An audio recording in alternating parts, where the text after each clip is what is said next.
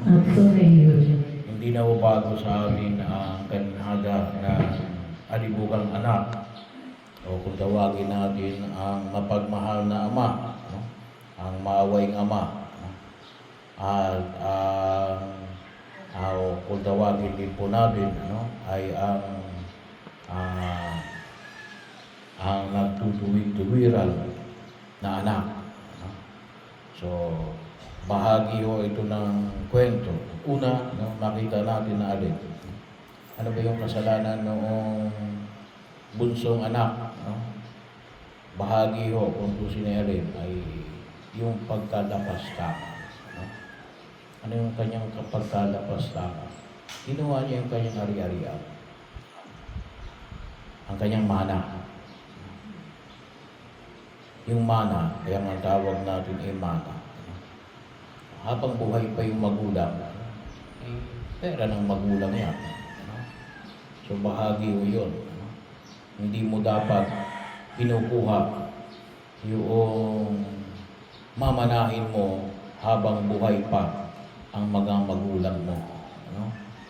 Kahit na hanggang ngayon, bagaman sa batas natin, pwede mo, kung tawagin ay alin, ibigay. Gawa yung mismong magulang ang magbibigay, kung tawagin natin, as a form of donation, no? Doon sa anak. May taksin ho yun. No? May taksin ho. Yung mana, no? May tax din. No? So, pero para mas maliit ng konti lang naman ang difference. No? Kapag ipinamana mo yung ibinigay mo ng maayos doon sa ano mo. Kaya yung kuminsan yung iba ginagawa rin, nakalagay sa sulat ay binili. May tax pa rin yun. Lahat yan may tax. So, mana, donation, bahagi ho, or kung tawagin natin ay ibinenta, may tax pa rin yan sa gobyerno. Pero ibig sabihin, yung pagiging lapastangan nyo. Kasi bakit? Babalik tayo doon sa muli, doon sa sinabi noong tatay, doon sa panganay na anak. Ang lahat ng sa akin ay sa iyo. Bahagi ho. Kuminsan kasi gusto natin na mag-separate, gusto natin humiwalay. Pwede naman na matuto kang magsarili, nang hindi ka humihiwalay. Bahagi ho, na makita natin. Yun namang panganay na anak, ang tingin niya, hindi ako kasama dyan. Kasi hindi ko pamana. Hindi, bahagi yung pagkaunawa na hindi. Kayo ay isang pamilya. Pagkaman, sabi nga natin, yan ay nasa pangalan ng magulang. Pero pwede mo namang gamitin yan. Kaya ang kumisa kasi na natin ay yung pagkaunawa na alin. Bagaman sabi nga natin, gusto natin na maging independent. Pero hindi yung separated. Magkaiba yung independent, pero separated. Pwede kang maging independent, pero hindi ka separated. Ano yun? Separated ng alin? You are under the protection of God. Ikaw ay kabilang sa sambayanan ng Diyos. O kung tawagin natin, kabilang ka sa bayan ng Diyos. O mas maiging sabihin natin alin, kabilang ka sa pamilya ng Diyos. Yun, kung mapapansin natin, yung yung parehong pagkakasala ng bunso at saka noong panganay. Kasi yun ang pinagmamaktol din ng panganay. Hindi mo lang kami binigyan ng bisirong kambing. Naiwan na nga sa iyo Ikaw na lang at saka yung hindi mo na-feel na alin ay kasama ka. Kasama ka ng ama. ano? Bahagi ho yun. Bari siguro sabihin nga natin ay kung minsan magpaalam ka o ipaalam mo, ano? Pero yung kalooban na ano, hindi amin yan, ano? Hindi yung hindi pa akin yan kasi andyan pa yung tatay mo. Hindi, pamilya kayo, ano? Kaya iba yung tingin kapag sinabi yung pamilya ka, ano? Kasama ka, ano? Bahagi yun, hindi yung bagaman sabi nga na hindi pa akin yan, ano? Kahit na yun wala sa pangalan mo, pero yung sabihin, ano? Ay, pare-pareho kayong nagkatrabaho para sa pamilya ninyo, no? Kaya dapat makita mo na alin, kasama ka dyan, no? Kasama ka dyan.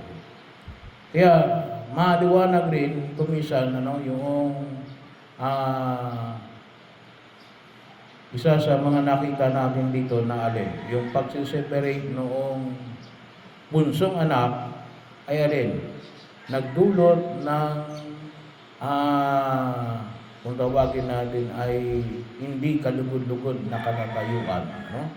Sa kanya, no? Kasi naubos ang kanyang pera, no? At sabi nga natin dito, siya ay nagtrabaho doon sa babuyan, no? Para ho sa mga Israelita, no? Yun ay kasi yung baboy sa kanila tinuturing nilang marumi, no? Kaya po mga Israelita hindi rin kumakain ng baboy yan, no? Para ginumuslim yan, no? Bakit? Kasi ay itinuturing nilang madumi yan sa lumang tipan, no? Bagamat may mga Kristiyano rin kuminsan na iba na hindi rin kumakain, no? So kung sa Muslim ang tawag nila ay halal, ano? Sa Israel ang tawag nila ay mga Hudyo. Nakalimutan ko yung term na ginagamit, ano? Pero yun din ang halos ganun din yung idea, no? Ang tinatawag, hindi halal foods yan, ano? Nakalimutan ko lang yung tawag sa mga Hudyo, no? Pero yun yung makita ko natin, no? Na dahil sa kanyang paghiwalay sa ama, ano? At ganoon din naman doon sa panganay na anak, ano? Bagamat magkasama sila ng ama, ano? Hindi niya ipinipilang yung sarili bilang kasambahay, no? O kasama, ano? Ng ama. Ito rin po yung isang biyaya na kung minsan na-overlook natin, no? Bilang mga mananampalatayang Kristiyanong Katoliko, ano? Kuminsan na rin, hindi natin nakikita yung biyaya, kaatibat ng ating pananampalataya, ano? Yung biyaya na nais na makamit natin, kaya kuminsan hindi rin natin nagagamit, ano? Kasi ang tingin natin ni alin, hindi ako kasama dyan, hindi akin yan, ano? Bahagi ho, no? Inihiwalay mo ang iyong sarili, bagaman kayo ay physically magkasama, ano? Pero parang sinabi na, sabi na, hindi man ako binigyan ng bisirong kambing. Ang sinasabi ng ama na, hindi, kundusin, pwede kang kumuha dyan, no? Yan ay akin at iyo, no? Bahagi ho. Siguro, for reverence, no? O kung tawagin natin yung para lamang maging bahagi, pwede mong ipaalam, no? Nasabihin na, tay, kukuha ako dyan ng bisirong kambing para pagsaluhan namin ng aming mga kabarkada, no? Kaya bahagi yun. Alam nyo, isa ho sa mga biyaya natin bilang mga mananampalatayang Kristiyanong Katoliko, no? Kung tawagin natin, sabi nga, yung kakulangan ng kaalaman, no?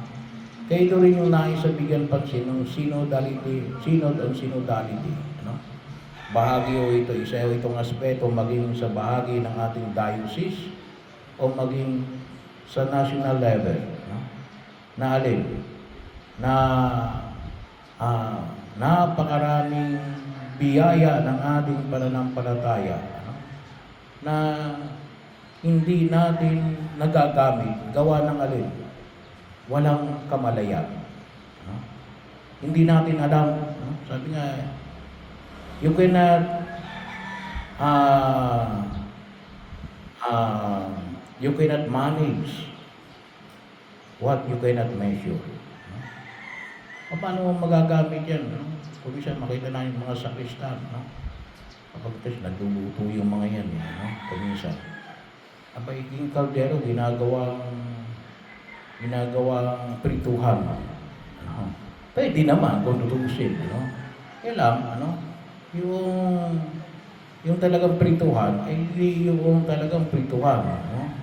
Yung pag pinaglalagaan, ay dapat talaga pinaglalagaan. Ano? Kinakailangan mong gamitin yung sang-ayon. No? Sabi nga natin, to maximize. Ano? Yun ang term, to maximize the potential. No? Kaya hindi natin ma-maximize yung potential natin bilang mananampalataya. Kasi hindi natin alam. No? Hindi natin alam. No? At kung minsan, mas alam pa natin yung alin, yung pamahiin. No? Which is kung tutusin, ay against yung ating pananampalataya. No? Kalimitan, binibigyan natin ng pansin. Sabi nga, pag pinag-usapan natin yung pamahiin, ano yung gagamitin natin? The use of sacramentals. No? Gamitin natin. Kasi bahagi ho yun. No? Kung minsan, sinasabi, no? Father, nalik yung patay. Bakit? Ang daming ritual bago umalis yung patay sa bahay. No? Kinakailangan patay lahat ng ilaw. No? Ba't kinakailangan patayin lahat ng ilaw? No?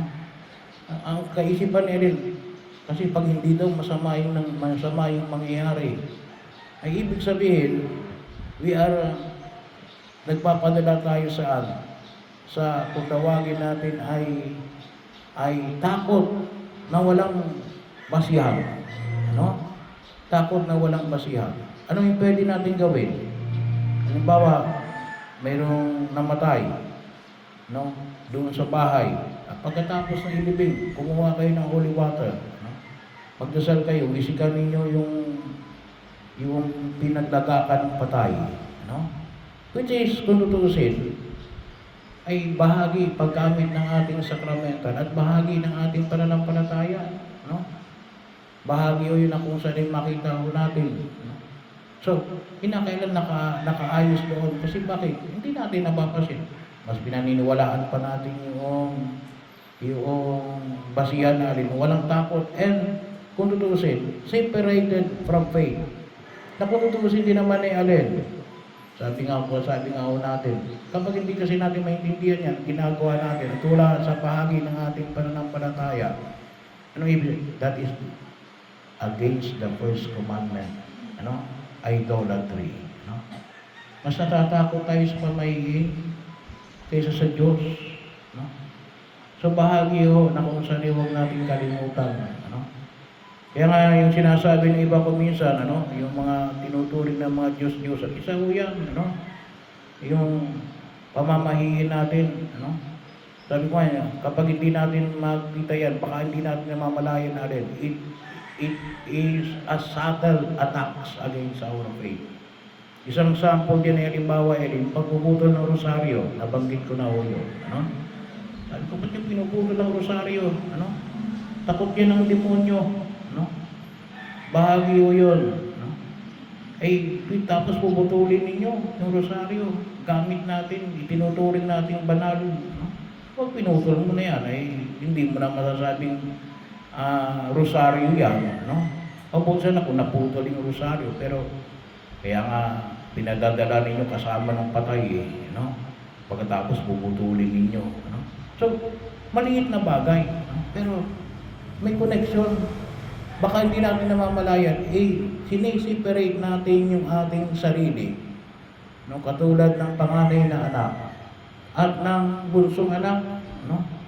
Nakutusin nila, hindi ko na kailangan ng Diyos. Pero sabi nga natin,